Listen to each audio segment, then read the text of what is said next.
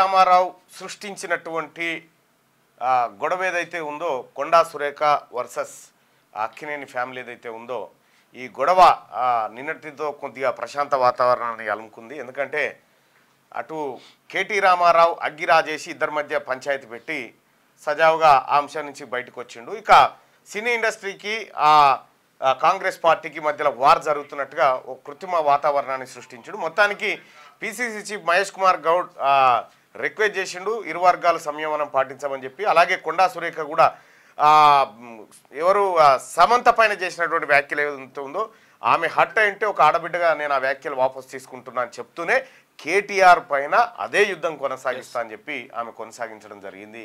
So మొత్తానికి ఆ ఎపిసోడ్లో కొంత స్తబ్దత మాత్రం ఏర్పడ్డది. ఎందుకంటే అగ్గి రాజేసిండు రాముడు, అది ఆ బ్యాచేనా మొత్తం ట్రోలింగ్ చేయించి అసలు కొండా సురేఖకు రఘునందన్ రావుకు ఒక ఏదో ఉందన్నట్టుగా ప్రాపగాండా చేసి ఆమె జీవితంతో ఆడుకునే ప్రయత్నం చేసిండు. కేటీ రామారావు ఎంతోమంది మహిళల జీవితాలతోని ఇట్లా ఆడుకుంటున్నట్టుగా మనకు అనేక ఉదాహరణలు కనిపిస్తూనే ఉన్నాయి తెర మీద. సో కేటీ రామారావు అనేటువంటి వ్యక్తితోని మహిళలు జర జాగ్రత్తగా ఉండండి.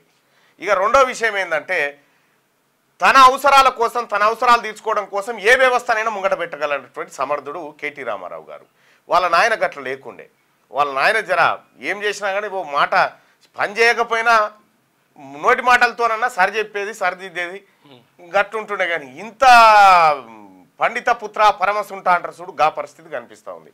సో అది KT Ramarao episode. So Konda Surekha episode అలాగే నాగార్జున ఎపిసోడు అటు పక్కకు పోయింది. కాకపోతే నాగార్జున గారు మీరు మీ పైన జరిగినటువంటి దాడిని యావత్ సినీ ప్రపంచం అంతా మీకు అండగా నిలబడ్డ చూడు గది యావత్ సినీ ప్రపంచం అంతా ఇన్కన్వెన్షన్ అక్రమ కట్టడం అని చెప్పి ఖండిస్తే కూడా బాగానే ఉంటుంది.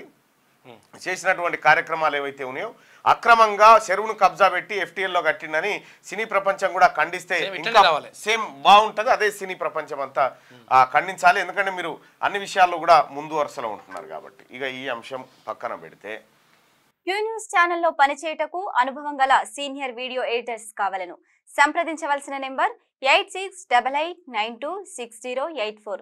qnewsads@gmail.com ను సంప్రదించండి. లైక్ చేయండి.